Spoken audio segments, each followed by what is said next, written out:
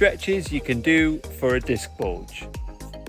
So if you do have a bulging disc, or you've got something underlying, or it's something that you've historically had, then what you want to consider is that most people in the lower back area have a flat back type posture.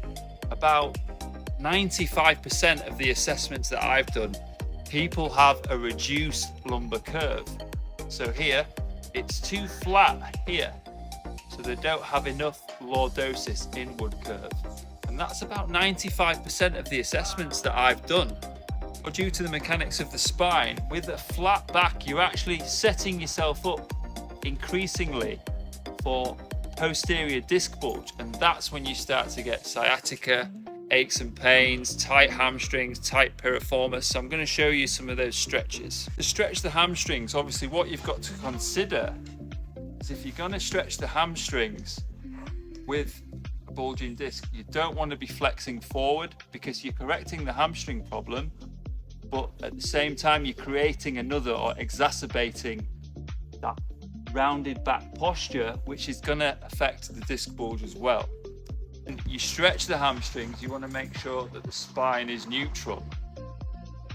So it's as straight as possible, but you want a natural inward curve. Now for some people that'll be very difficult because they have a reduced lumbar curve anyway.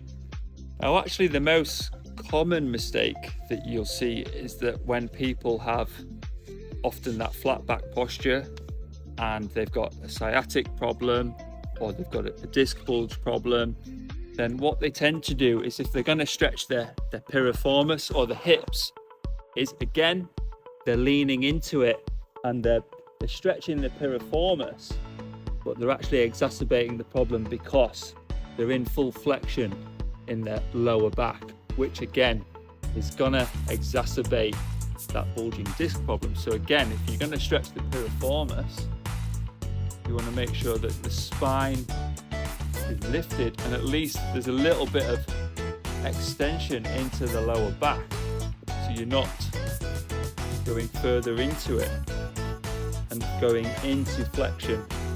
Some people will also do it like this as well.